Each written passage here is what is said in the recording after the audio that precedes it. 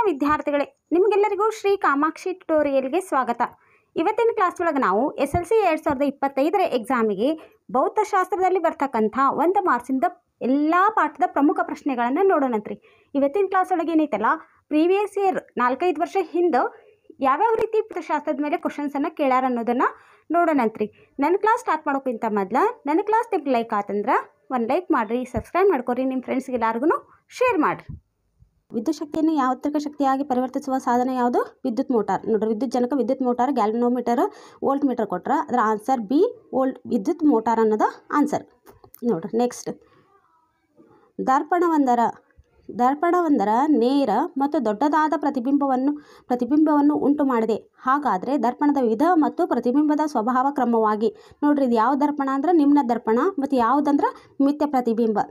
ನೋಡ್ರಿ, option number D is right. ಬಲಗೈ ಹೆಬ್ಬೆರಳ ನಿಯಮದಂತೆ ವಿದ್ಯುತ್ ಹರಿಯುತ್ತಿರುವ ನೇರ ವಾಹಕ ತಂತಿಯನ್ನು ಹೆಬ್ಬೆರಳು ಮೇಲ್ಮುಖವಾಗಿರುವಂತೆ ಹಿಡಿದಿರುವಿರಿ ಎಂದು ಭಾವಿಸಿ. ಆಗ ಕಾಂತ ಕ್ಷೇತ್ರದ ಕಾಂತೀಯ ಬಲರೇಖೆಗಳ ದಿಕ್ಕು ಯಾವುದಾಗಿರ್ತೈತಿ ಅಂದ್ರೆ ಅಪ್ರದಕ್ಷಿಣಾಕಾರವಾಗಿರ್ತೈತಿ. ನೋಡ್ರಿ ನೆಕ್ಸ್ಟ್ ಕ್ವಶನ್. ಇವು ಆಪ್ಷನಲ್ ಚಾಯ್ಸ್ ಎಂದು ಕೇಳ್ತಾರೆ, ಮತ್ತು ನಿಮ್ಗೆ ನೇರ ಉತ್ತರಗಳ 2 ಕ್ವಶನ್ ಕೇಳ್ತಾರೆ. ನೋಡ್ರಿ, ವಿದ್ಯುತ್ ಮಂಡಲದಲ್ಲಿ ಉತ್ಪಾದಿಸುವ ರಿಯೋಸ್ಟಾರ್ನ ಚಿಹ್ನೆಯನ್ನು ಬರಿಬೇಕು. ನೋಡ್ರಿ, ಈ ಚಿಹ್ನೆಯಾರ ಬರೀರಿ, ಇಲ್ಲ ಈ ಚಿಹ್ನೆ ಬರೆದ್ರು ನಿಮ್ಗೆ ಮಾರ್ಕಸ್ ಕೊಡ್ತಾರೆ. ನೆಕ್ಸ್ಟ್ ನೋಡ್ರಿ, ಚಿತ್ರವನ್ನು ಗಮನಿಸಿ. ವಿದ್ಯುತ್ ಪ್ರವಾಹವಿರುವ ತಂತಿ ಎಬಿಯ ಮೇಲೆ ವರ್ತಿಸುವ ಬಲದ ದಿಕ್ಕನ್ನು ತಿಳಿಸಿ. ಬಲದ ದಿಕ್ಕನ್ನು ತಿಳಿಯಲು ನಿಮಗೆ ನೆರವಾದ ನಿಯಮವನ್ನು ಬರಿಬೇಕು. ನೋಡ್ರಿ, ಇದು ನೋಡ್ರಿ, ಈ ಡಯಾಗ್ರಾಮ್ ನೋಡಿದ್ರೆ ನಿಮ್ಗೆ ಯಾವುದೇ ನಿಯಮ ನೆನಪು ಬರ್ತೈತೆ ಅಂದ್ರೆ ಇದು ಯಾವ ನಿಯಮ ನೆನಪು ಬರ್ತೈತಿ? ಫ್ಲೇಮಿಂಗನ ಎಡಗೈ ನಿಯಮ.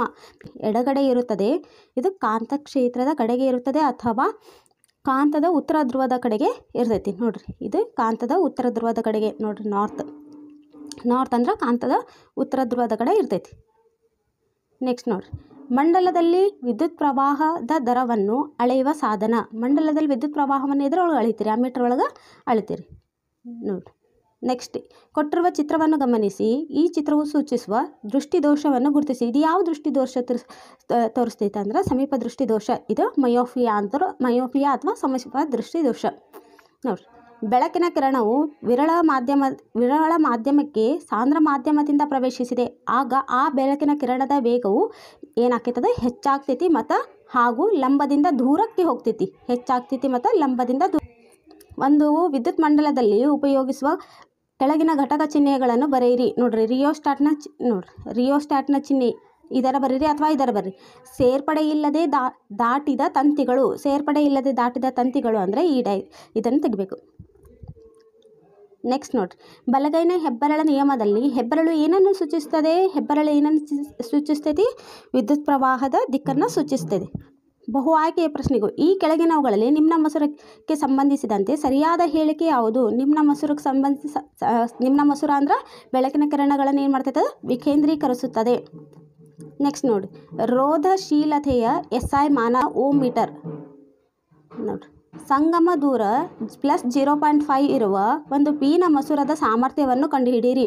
ಮಸೂರದ ಸಾಮರ್ಥ್ಯ ಕಂಡುಹಿಡಿಯೋ ಸೂತ್ರ ಏನ್ರಿ? ಮಸೂರದ ಸಾಮರ್ಥ್ಯ =1 ಸಂಗಮ ದೂರ. P = 1/F. P = 1/0.5 ಅಂದ್ರೆ +2D.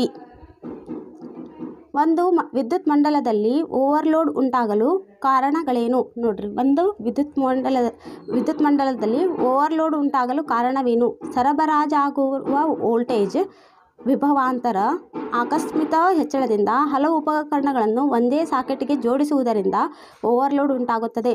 ಸಜೀವ ತಂತಿ ಮತ್ತು ತಟಸ್ಥ ತಂತಿ ಎರಡೂ ನೇರ ಸಂಪರ್ಕಕ್ಕೆ ಬಂದಾಗ. ನೋಡ್ರಿ, 3 ಅದಾವಲ್ಲ, ಇದ್ರಾಗ ಯಾವ 2 ಬರೆದ್ರು ನಿಮ್ಗೆ ಏನು ಮಾಡ್ತಾರೆ? ಅರ್ಧ ಮಾರ್ಕ್ಸ್ ಕೊಟ್ಟು 1 ಮಾರ್ಕ್ಸ್ ಕೊಡ್ತಾರೆ. ವಿದ್ಯುತ್ ಶಕ್ತಿಯನ್ನು ಉತ್ಪಾದಿಸಲು ಬಳಸುವ ಸಾಧನ ಯಾವುದು? ವಿದ್ಯುತ್ ಜನಕ. ನೆಕ್ಸ್ಟ್ ನೋಡ್ರಿ, ವಿದ್ಯುತ್ ಮಂಡಲದಲ್ಲಿ ವಿಭವಾಂತರ, ವಿದ್ಯುತ್ ಪ್ರವಾಹ, ರೋಧದ ನಡುವಿನ ಸಂಬಂಧವನ್ನು ತೋರಿಸುವ ಸರಿಯಾದ ಕ್ರಮ ಅಂದ್ರೆ R = V/I. ನೆಕ್ಸ್ಟ್ ನೋಡ್ರಿ, ಫ್ಲೆಮಿಂಗನ ಬಲಗೈ ನಿಯಮದಲ್ಲಿ ಮಧ್ಯದ ಬೆರಳು ಸೂಚಿಸುವುದು. ಮಧ್ಯದ ಬೆರಳು ಏನನ್ನು ಸೂಚಿಸ್ತೈತಿ? ಪ್ರೇರಿತ ವಿದ್ಯುತ್ ಪ್ರವಾಹದ ದಿಕ್ಕನ್ನು ಸೂಚಿಸುತ್ತದೆ.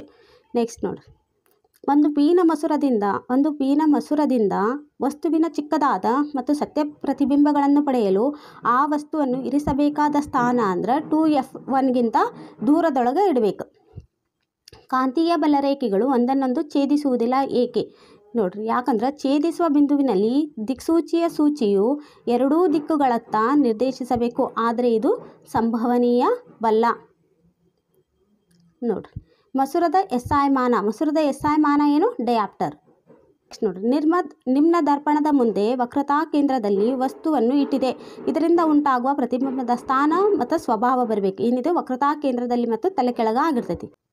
ಕೊಟ್ಟಿರುವ ಚಿತ್ರವನ್ನು ವೀಕ್ಷಿಸಿ ಚಿತ್ರಕ್ಕೆ ಸಂಬಂಧಿಸಿದಂತೆ ಪ್ರಯೋಗವನ್ನು ಕೈಗೊಂಡಾಗ ಸುರುಳಿಯಲ್ಲಿ ಯಾವ ವಿಧದ ವಿದ್ಯುತ್ ಪ್ರವಾಹ ಪ್ರೇರಿತವಾಗುತ್ತದೆ? ನಿಮ್ಮ ಉತ್ತರಕ್ಕೆ ಕಾರಣವನ್ನು ಕೊಡಬೇಕು. ಇದರೊಳಗೆ ಯಾವ ವಿದ್ಯುತ್ ಪ್ರವಾಹ ಉಂಟಾಕೈತಿ? ಪರ್ಯಾಯ ವಿದ್ಯುತ್ ಪ್ರವಾಹ ಉಂಟಾಕೈತಿಲ್ಲ. ಯಾಕಂದ್ರೆ ಗ್ಯಾಲ್ನೋಮೀಟರಿನ ವಿಚಲನೆಯು ಮೊದಲು ಉಂಟಾದ ವಿಚಲನೆ ವಿರುದ್ಧ ನೇರದಲ್ಲಿರುತ್ತದೆ, ಅಥವಾ ಗ್ಯಾಲ್ವನೋಮೀಟರ್ನಲ್ಲಿ ವಿಚಲನೆಗಳು ಪರಸ್ಪರ ವಿರುದ್ಧ ದಿಕ್ಕಿನೊಳಗೆ ಇರ್ತಾವೆ. ಇದಕ್ಕೆ ಅರ್ಧ ಮಾರ್ಕ್ಸ್ ಟೋಟಲ್. ಚಿತ್ರದಲ್ಲಿ ನಿರ್ಗಮ ಕಿರಣಗಳನ್ನು ಗುರುತಿಸಬೇಕು. ನಿರ್ಗಮ ಕಿರಣಗಳು ಯಾವುದು? ನೋಡ್ರಿ, ನಿರ್ಗಮ ಕಿರಣ ಯಾವುದು? ಇದು ಸಿ ಡಿ ಅನ್ನೋದಿದೆ ನಿರ್ಗಮ ಕಿರಣ. ನೋಡ್ರಿ, ಆ ರೋಧವನ್ನು ಹೊಂದಿರುವ ಒಂದು ಲೋಹದ ತಂತಿಯನ್ನು 3 ಸಮಾನ ಭಾಗಗಳಾಗಿ ಕತ್ತರಿಸಲಾಗಿದೆ. ನಂತರ ಈ ಭಾಗಗಳನ್ನು ಸಮಾಂತರ ಸಂಪರ್ಕಿಸಲಾಗಿದೆ. ಈ ಸಂಯೋಜನೆಯ ಒಟ್ಟು ರೋಧವು R' ಆದರೆ R/R' ಅಂದರೆ 9:1. ನೋಡ್ರಿ, ಇದು 9:1. Option number B is the right answer. Next ನೋಡ್ರಿ, ಈ ಎ ಪಟ್ಟಿಯಲ್ಲಿ ಸಾಧನಗಳ ಹೆಸರುಗಳನ್ನು ಮತ್ತು ಬಿ ಪಟ್ಟಿಯಲ್ಲಿ ಅವುಗಳ ಅನುರೂಪ ಕಾರ್ಯಗಳನ್ನು ನೀಡಲಾಗಿದೆ. ಅವುಗಳನ್ನು ಏನು ಮಾಡಬೇಕು? ಅವುಗಳನ್ನು ಹೊಂದಿಸಿ ನೋಡ್ರಿ ಕ್ರಮಾಕ್ಷರದೊಂದಿಗೆ ಹೆಸರಿಸಿ ಅಂತಾರೆ. ನೋಡ್ರಿ ಮೊದಲೇದೇನು? ದಿಕ್ ಪರಿವರ್ತಕ ಅಂದ್ರೆ ವಿದ್ಯುತ್ ಪ್ರವಾಹದ ದಿಕ್ಕನ್ನು ಹಿಮ್ಮುಖಗೊಳಿಸ್ತೈತಿ. ಫ್ಯೂಸ್ ಏನು ಮಾಡ್ತೈತಿ? ವಿದ್ಯುತ್ ಉಪಕರಣಗಳನ್ನು ರಕ್ಷಿಸ್ತೈತಿ. ಇದು ಗೊತ್ತೈತಿ ನಿಮ್ಗೆ ಆಲ್ರೆಡಿ. ಗ್ಯಾಲ್ವನೋಮೀಟರ್ ಅಂದರೆ ಒಂದು ಮಂಡಲದಲ್ಲಿ ವಿದ್ಯುತ್ ಪ್ರವಾಹದ ಉಪಸ್ಥಿತಿಯನ್ನು ಕಂಡುಹಿಡಿಯುತ್ತದೆ. ನೆಕ್ಸ್ಟ್, ವಿದ್ಯುತ್ ಜನಕ ಯಾಂತ್ರಿಕ ಶಕ್ತಿಯನ್ನು ವಿದ್ಯುತ್ ಶಕ್ತಿಯನ್ನಾಗಿ ಪರಿವರ್ತಿಸುತ್ತದೆ. ನೋಡ್ರಿ, ನೆಕ್ಸ್ಟ್, ಗೋಳೀಯ ದರ್ಪಣದ ವಕ್ರತಾ ಕೇಂದ್ರ ಎಂದರೇನು? ನೋಡ್ರಿ, ಗೋಳೀಯ ದರ್ಪಣದ ವಕ್ರತಾ ಕೇಂದ್ರ ಅಂದ್ರೆ ಗೋಳೀಯ ದರ್ಪಣದ ಪ್ರತಿಫಲಿಸುವ ಮೇಲ್ಮೈ ಗೋಳದ ಒಂದು ಭಾಗವನ್ನು ರೂಪಿಸುತ್ತದೆ. ಈ ಗೋಳದ ಕೇಂದ್ರವನ್ನು ವಕ್ರತಾ ಕೇಂದ್ರ ಅಂತ ಕರೀತಾರೆ. ಮಾನವನ ಕಣ್ಣಿನ ಪಾಪೆಯ ಕಾರ್ಯವೇನು? ಪಾಪೆ ಏನು ಕೆಲಸ ಮಾಡ್ತೈತಿ? ಕಣ್ಣಿನೊಳಗೆ ಪ್ರವೇಶಿಸುವ ಬೆಳಕಿನ ಪ್ರಮಾಣವನ್ನು ಕಣ್ಣಿನ ಪಾಪೆ ಏನು ಮಾಡ್ತೈತಿ? ನಿಯಂತ್ರಿಸುತ್ತದೆ. ಚಂದ್ರನ ಮೇಲ್ಮೈಯಿಂದ ಆಕಾಶವನ್ನು ನೋಡಿದಾಗ ಅದು ಕಪ್ಪಾಗಿ ಕಾಣುತ್ತದೆ, ಏಕೆಂದರೆ ಬೆಳಕನ್ನು ಚದುರಿಸಲು ಅಗತ್ಯವಿರುವ ವಾತಾವರಣದ ಕಣಗಳು ಇರುವುದಿಲ್ಲ. ನೆಕ್ಸ್ಟ್ ಕ್ವಶನ್, ಇದು ಕೊಟ್ಟಾರ. ಚಿತ್ರವನ್ನು ಗಮನಿಸಿ. ಪಿ ಮತ್ತು ಕ್ಯೂಗಳು ಪ್ರತಿನಿಧಿಸುವ ಕಾಂತಧ್ರುವಗಳನ್ನು ನೋಡ್ರಿ ಕ್ರಮವಾಗಿ ಹೇಳಬೇಕು. ನೋಡ್ರಿ, ಯಾವಾಗೂ ಏನು ಇದು ನೋಡ್ರಿ, ಇದು ದಕ್ಷಿಣ ಧ್ರುವ ಆದರೆ ಮತ್ತು ಎಸ್. ನೋಡ್ರಿ, ಇದು ದಕ್ಷಿಣ. ಯಾಕಂದರೆ ಎರಡು ಏನು ಮಾಡ್ತಾ ಹೋದು? ಇದು ಯಾವಾಗೂ ನಾರ್ತ್ ಇರ್ತೈತಿ, ಇದು ಸೌತ್. ಇದು ಏನು ಮಾಡ್ಕೊತೈತಿ? ಆಕರ್ಷಿಸಾಕೊಂತಿಲ್ಲ, ವಿಕರ್ಷಿಸಾಕೊಂತೈತೆ. ಅಂದರೆ ಇಲ್ಲಿ ಸೌತ್ ಐತೆ ಅಂದರೆ ಸೌತ್ ಅಂದರೆ ದಕ್ಷಿಣ, ಇದು ದಕ್ಷಿಣ. ಅದಕ್ಕೆ ಎಸ್ ಮತ್ತು S. Option number A is the right answer. ನೋಡ್ರಿ, ಏನದು ರೈಟ್ ಆನ್ಸರ್ ಇದು. ಯಾಕಂದರೆ ಇದು ನಾರ್ತ್ ಇರ್ತೈತೆ, ಯಾವಾಗ ಈ ಕಡೆ ಸೌತ್, ಇಲ್ಲಿ ಸೌತ್ ಐತೆ ಅಂದರೆ ಇಲ್ಲಿ ಸೌತ ಬರಬೇಕು. ಯಾಕಂದರೆ ಇದು ಆಕರ್ಷಣೆ ಆಗುತ್ತಿಲ್ಲ, ವಿಕರ್ಷಿಸಾಕೊಂತ ಅಂದ್ರೆ ಇವೆರಡು ಏನು ಇರಬೇಕು? ಸೇಮ್ ಇರಬೇಕು. ಅದಕ್ಕೆ ಇದು ಎಸ್ ಮತ್ತು ಎಸ್, ದಕ್ಷಿಣ ಮತ್ತು ದಕ್ಷಿಣ ಧ್ರುವ. ನೋಡ್ರಿ, ಎಲ್ ಎಂಬ ಇಂಗ್ಲೀಷ್ ಅಕ್ಷರದ ಪ್ರತಿಬಿಂಬವು ಪಿನ ದರ್ಪಣದಲ್ಲಿ ಹೀಗೆ ಉಂಟಾಗುತ್ತದೆ. ಯಾವ ರೀತಿ ಉಂಟಾಕೈತಿ? ನೋಡ್ರಿ, ಇದು option number B is the right answer. ಇದು ಹಿಂಗಿದ್ರೆ ಪಿನ ದರ್ಪಣದಾಗ ಹಿಂಗೆ ಕಾಣ್ತೈತಿ. ನೆಕ್ಸ್ಟ್, ಕೊಟ್ಟಿರುವ ಅಪೂರ್ಣ ರೇಖಾಚಿತ್ರವನ್ನು ಪೂರ್ಣಗೊಳಿಸಬೇಕು. ನೋಡ್ರಿ, ಇದು ವಕ್ರೀಭವನದ ಕಿರಣಗಳನ್ನು ಬರೆಯುವ ಮೂಲಕ ರೇಖಾಚಿತ್ರಗಳನ್ನು ಪೂರ್ಣಗೊಳಿಸಿ ಮತ್ತು ಉಂಟಾದ ಪ್ರತಿಬಿಂಬವನ್ನು ತೋರಿಸ್ಬೇಕು. ನೋಡ್ರಿ, ಏನಿಲ್ಲ, ಇದನ್ನು ಮುಂದುವರ್ಸೋದಾ? ಎಷ್ಟು ಈಸಿ ನೋಡ್ರಿ ಇದಂತರೂ. ಇದನ್ನು ಮುಂದುವರ್ಸೋದು ಇದು ಮುಂದೆ ಹೋಗಿತ್ತಂದ್ರೆ ಈ ಕಡೆನೂ ಹಿಂದೋಗಿ ಏನು ಮಾಡ್ತಾವೆ? ಇವೆರಡು ಇಲ್ಲಿ ಬಿ ಡ್ಯಾಶ್ ಒಳಗೆ ಇವೆರಡು ಏನು ಮಾಡ್ತಾವೆ? ಕೂಡ್ಕೊತಾವೆ. ಇದಿಷ್ಟು ತೆಗೆದ್ರೆ ಆಯ್ತು ನಿಮ್ಗೆ. ನೋಡ್ರಿ, ಈ ಥರ ತೆಗಿಬೇಕು. ನೋಡಿದ್ರಿ. ನೆಕ್ಸ್ಟ್,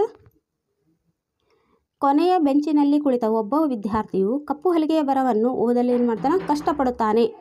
ಆ ವಿದ್ಯಾರ್ಥಿಗೆ ಯಾವ ದೃಷ್ಟಿದೋಷ ಇದೆ? ಅದನ್ನು ಹೇಗೆ ಸರಿಪಡಿಸಬಹುದು? ಆ ವಿದ್ಯಾರ್ಥಿಗೆ ಏನೈತಿ? ದೂರದ್ದು. ನೋಡ್ರಿ, ಕೊನೆಯ ಬೆಂಚಿನಲ್ಲಿ ಕುಳಿತ ಒಬ್ಬ ವಿದ್ಯಾರ್ಥಿಯು ಕಪ್ಪು ಹಲಗೆಯ ಬರಹವನ್ನು ಓದಲು ಕಷ್ಟಪಡ್ತಾನೆ ಅಂದ್ರೆ ಅವಂಗ ಸಮೀಪ ದೃಷ್ಟಿ ದೋಷ ಇರ್ತೈತಿ. ಅದನ್ನು ಮಯೋಫಿಯಾ ಅಂತ ಕರೀತಾರೆ. ಸೂಕ್ತ ಸಾಮರ್ಥ್ಯ ಹೊಂದಿದ ನಿಮ್ನ ಮಸೂರವನ್ನು ಉಪಯೋಗಿಸಿ ದೃಷ್ಟಿದೋಷವನ್ನು ಏನು ಮಾಡ್ಬೋದು? ಸರಿಪಡಿಸಬಹುದು.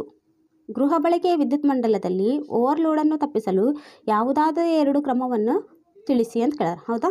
ನೋಡಿರಿ, ಸಜೀವ ತಂತಿ ಮತ್ತು ತಟಸ್ಥ ತಂತಿಗಳೆರಡೂ ನೇರ ಸಂಪರ್ಕಕ್ಕೆ ಬರದಂತೆ ನೋಡಿಕೊಳ್ಳಬೇಕು ಅಥವಾ ಮಂಡಲದಲ್ಲಿ ಋಸ್ವಮಂಡಲ ಉಂಟಾಗದಂತೆ ನೋಡಿಕೊಳ್ಳಬೇಕು.